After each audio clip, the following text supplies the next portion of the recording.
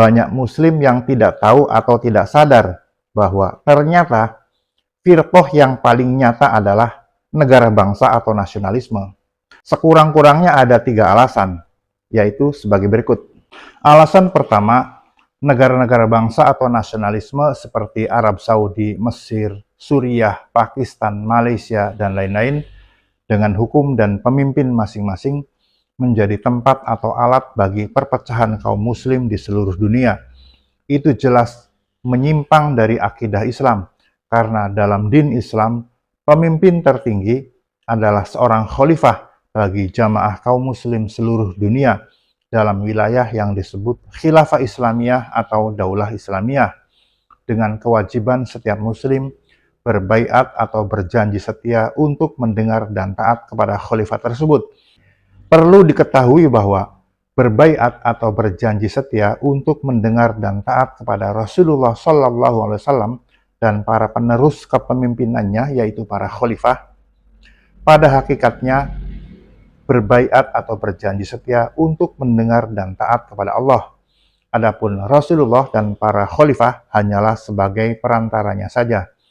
Sebagaimana firman Allah dalam Al-Quran surat Al-Fat ayat 10. Innalladzina yubayyi'unaka innama yubayyi'unallaha yadullahi fawqa aydihim. Sesungguhnya orang-orang yang berbaiat kepadamu, sesungguhnya mereka berbaiat kepada Allah. Tangan Allah di atas tangan-tangan mereka. Dan perlu dicatat bahwa berbaiat atau berjanji setia untuk mendengar dan taat kepada khalifah adalah sunnah Rasulullah SAW dan sunnah Khulafaur Rasyidin. Sedangkan kaum muslim diperintahkan untuk berpegang teguh pada sunnah Rasulullah dan sunnah Khulafaur Rasyidin. Sebagaimana sabda Rasulullah SAW dalam hadis sahih yang diriwayatkan oleh Imam Abu Dawud, Imam Ibnu Hibban, dan Imam Darimi dari Irbad bin Sariyah radhiyallahu anhu. Fa'innahu man ya'is minkum ba'di fasayarah khilafan katsira. Fa'alaikum bisunnati wa sunnatil khulafa'il mahdiyyinar rasyidin.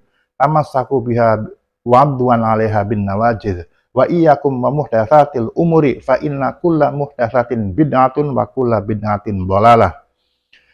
Sesungguhnya barang siapa di antara kalian yang hidup setelahku akan melihat banyak perselisihan. Oleh karena itu, berpegang teguhlah kalian pada sunnahku dan sunnah Khulafaur Rasyidin yang mendapat petunjuk. Peganglah erat-erat dan gigitlah ia dengan gigi geraham. Dan waspadalah kalian terhadap perkara-perkara baru yang diada-adakan dalam din Islam. Karena sesungguhnya setiap perkara baru yang diada-adakan adalah bid'ah dan setiap bid'ah adalah kesesatan. Berdasarkan hadis ini, maka memilih atau mengangkat pemimpin negara bangsa atau nasionalisme adalah bid'ah karena menyimpang dari sunnah Rasulullah SAW dan sunnah Khulafaur Rasyidin tentang kepemimpinan. Bahkan perbuatan tersebut lebih sesat daripada bid'ah karena menyimpang dari firman Allah dalam Al-Quran surat Al-Ahzab ayat 36. Dan tidaklah pantas bagi laki-laki yang mukmin dan perempuan yang mukmin apabila Allah dan Rasul-Nya telah menetapkan suatu ketetapan, misalnya ketetapan tentang khalifah, akan ada bagi mereka pilihan yang lain tentang urusan mereka. Dan barang siapa mendurhakai Allah dan Rasul-Nya, yakni memiliki pilihan yang lain selain dari apa yang telah ditetapkan itu, maka sungguhlah ia telah sesat dengan kesesatan yang nyata. Sedangkan orang yang sesat di jalan Allah akan mendapat azab yang berat karena dia melupakan hari perhitungan. Sebagaimana firman Allah dalam Al-Quran surat Shad ayat 26. Sesungguhnya orang-orang yang sesat dari jalan Allah akan mendapat azab yang berat karena mereka melupakan hari perhitungan.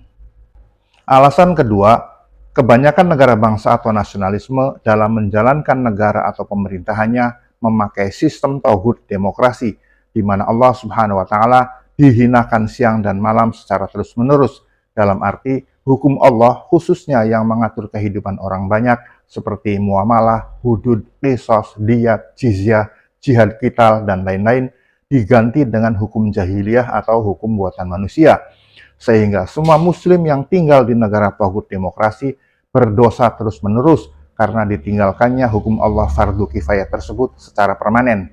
Ini terjadi karena dalam sistem tauhid demokrasi, kewenangan membuat hukum berada di tangan rakyat melalui wakil-wakil rakyat. Jadi, rakyatlah yang menentukan hukum. Sedangkan dalam din tauhid, yaitu Islam, itu jelas merupakan penghinaan terhadap Allah Subhanahu wa Ta'ala dan menyelisihi rukun Islam yang pertama, yaitu persaksian kalimat tauhid la ilaha illallah, yang bermakna tidak ada sesuatu pun yang diabdi, diikuti, atau ditaati aturan atau hukumnya selain Allah.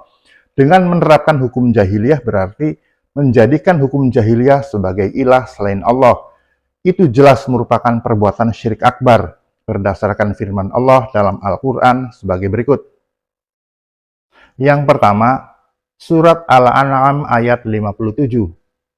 Menetapkan hukum itu hanyalah hak Allah. Dia menerangkan yang sebenarnya dan dia pemberi keputusan yang paling baik. Yang kedua, surat Al-Baqarah ayat 208. Wahai orang-orang yang beriman, masuklah kalian ke dalam Islam keseluruhannya, dan janganlah kalian ikuti langkah-langkah setan, misalnya pilih-pilih syariat Islam. Sesungguhnya setan itu musuh yang nyata bagi kalian. Yang ketiga, surat Al-Baqarah ayat 85. Apakah kalian beriman kepada sebagian kitabullah dan ingkar terhadap sebagian yang lainnya? Tiadalah balasan bagi orang yang berbuat demikian daripada kalian, melainkan kenistaan dalam kehidupan dunia, dan pada hari kiamat mereka akan dikembalikan kepada azab yang paling berat. Allah tidak lengah dari apa yang kalian perbuat. Yang keempat, surat Ali Imran ayat 32. Katakanlah wahai Muhammad, taatilah Allah dan Rasul. Jika mereka berpaling, yaitu menolak taat kepada Allah dan atau Rasulnya, sesungguhnya Allah tidak menyukai orang-orang yang kafir. Dan alasan ketiga, dalam pembahasan hadis yang ke-9 pada bagian 5, telah dijelaskan bahwa orang yang berperang di bawah bendera buta, yaitu bendera selain Islam, atau berperang membela asabiyah, yaitu fanatik kebangsaan, kesukuan, ras, kelompok, atau golongan, lalu ia terbunuh, maka matinya seperti mati jahiliyah. Sedangkan negara-negara bangsa atau nasionalisme dibangun berdasarkan prinsip bendera buta, di mana masing-masing negara bangsa atau nasionalisme memiliki bendera kebanggaannya masing-masing, dan dibangun berdasarkan prinsip asabiyah, di mana masing-masing negara bangsa atau nasionalisme, kebanyakan penduduknya merasa bangga dengan negaranya masing-masing. Itu berarti negara-negara bangsa atau nasionalisme dibangun berdasarkan prinsip-prinsip jahiliyah sebelum diutusnya Nabi Muhammad SAW untuk mendakwahkan Islam kepada kaum jahiliyah. Ketahuilah, bangga menjadi bagian dari firqah atau perpecahan adalah kesesatan bahkan kemusyrikan, sebagaimana firman Allah dalam Al-Quran sebagai berikut. Yang pertama, surat Ali Imran ayat 105. Dan janganlah kalian menyerupai orang-orang yang berpecah belah dan berselisih setelah datang kepada mereka keterangan yang jelas. Mereka itulah orang-orang yang mendapat azab yang besar. Yang kedua, surat Ar-Rum ayat 31-32. Dan janganlah kalian termasuk orang-orang yang musyrik, yaitu orang-orang yang memecah belah din mereka dan mereka menjadi beberapa golongan. Tiap-tiap golongan merasa bangga dengan apa yang ada pada golongannya.